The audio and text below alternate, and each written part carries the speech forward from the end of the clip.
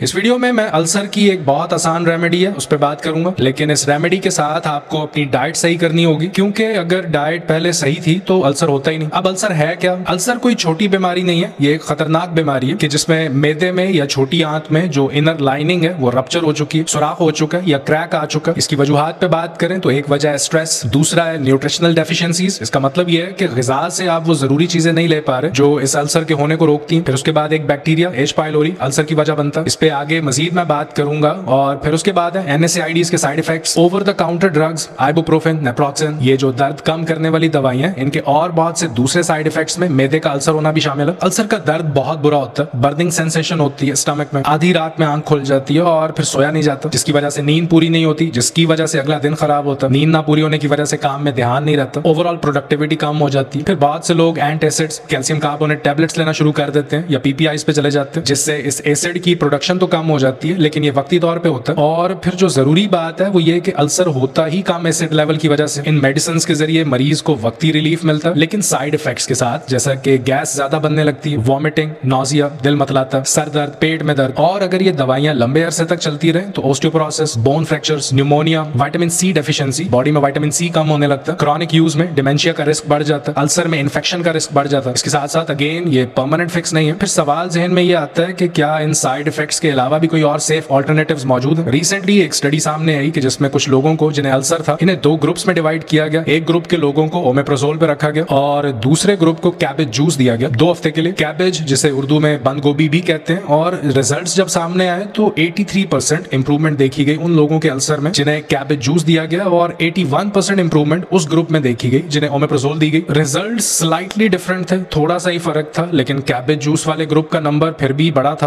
और again cabbage juice के कोई साइड इफेक्ट्स नहीं है। फिर एक और ग्रुप बनाया गया और इस बार एक ग्रुप को साइमेटिडीन पे रखा गया। ये दवाई भी मैदे का तेजाब कम करने के लिए दी जाती है, और दूसरे ग्रुप को कैबेज जूस दिया गया। कैबेज जूस वाले ग्रुप के अल्सर्स 15 दिन में हील हो गए बनिस्बत साइमेटिडीन वाले ग्रुप के जिन्हें 28 दिन लगे। यहाँ भी कैबेज जूस के रिजल्ट्स बेहतर और मुख्तलिफ थे। अब कैबेज में ऐसा खास क्या? तो जो स्टडीज सामने आई उनमें एक विटामिन U का जिक्र किया गया। ये असल में विटामिन तो नहीं है, ग्रुप ऑफ सल्फर कंपाउंड्स है, बहुत से छोटे प्लांट बेस्ड केमिकल्स का ग्रुप है जिनमें सल्फर पाया जाता है, और इस ग्रुप को ग्लूकोसिनोलेट्स कहते हैं। ये केमिकल्स H पाइलोरी, जो बैक्टीरिया अल्सर की वजह बनता है, उसकी ग्रोथ को रोकते हैं, H पाइलोरी को डिसमेंटल और इनएक्टिवेट करते हैं। तो यही वजह है कि कैबेज बहुत इंपॉर्टेंट इफेक्ट रखती है अल्सर्स को हील करने में। अब सवाल ये भी पैदा होता है कि H पाइलोरी किसी की बॉडी में जाता ही क्यों है? तो इससे पहले भी कुछ वीडियोस में मैंने इस पे बात की कि हर नॉर्मल इंसान में, हर दूसरे शख्स में H पाइलोरी अपनी पैथोजेनिक फॉर्म में नहीं होता, ये इनएक्टिव रहता है, छुपा हुआ रहता है। और जब स्टमक एसिड लेवल बहुत कम हो जाता है, स्टमक pH हाई हो जाती है, ज्यादा एल्कलाइन हो जाती है, तो ये एक्टिव हो जाता है। नॉर्मली 1 से 3 के दरमियान रहनी चाहिए स्टमक pH, एसिडिक pH रहनी चाहिए, लेकिन जैसे ही स्टमक एसिड कम होता है तो ये माइक्रोब, जिसका नाम H पाइलोरी है, ये ओवरग्रो करता है, अपनी पैथोजेनिक फॉर्म में आ जाता है और अल्सर की वजह बनता है। और अलमिया ये है कि फिर से इस शख्स को एसिड कम करने की दवाई दी जाती है। एनीवे, ये मेरा अपना पॉइंट ऑफ व्यू है, और कैबेज अपेरेंटली हेल्प करती है इन अल्सर्स को हील करने में। अब गोभी के बारे में कुछ जरूरी बातें हैं कि जब आप इसे बहुत ज्यादा पकाते हैं तो इसमें जो जरूरी केमिकल कंपाउंड्स हैं वो जाया हो जाते हैं। कच्ची बंद गोभी सैलेड बना के आप खा सकते हैं, कैबेज जूस आप बना सकते हैं घर में अगर जूसर है तो। आजकल रेड कैबेज भी मार्केट में मिलती है, ग्रीन या रेड, दोनों की केमिकल कॉम्पोजिशन सेम होती है। कैबेज को आप स्टीम करके खा सकते हैं, फर्मेंटेड कैबेज मार्केट में मिल जाती है, सावरक्राउट जिसे कहते हैं, जो कि एक बेहतरीन प्रोबायोटिक है, बॉडी में फ्रेंडली बैक्टीरिया बढ़ते हैं। बंद गोभी का अचार आप खुद बना सकते हैं। तो ये 4 तरीके हैं बंद गोभी को ग़िज़ा का हिस्सा बनाने के। आप इसे कच्चा खा सकते हैं, स्टीम कर सकते हैं, फर्मेंट कर सकते हैं, जूस बना सकते हैं। जूस सबसे बेहतर है कि इसमें ये जो केमिकल्स हैं कैबेज के, फाइटोन्यूट्रिएंट्स हैं, ये कॉन्सेंट्रेटेड फॉर्म में आपको मिल जाते हैं। ज्यादा कैबेज का कम जूस बनता है जिसे पीना भी आसान है। अपना ख्याल रखिए, आपसे मुलाकात होती है नेक्स्ट वीडियो में। अल्लाह हाफिज।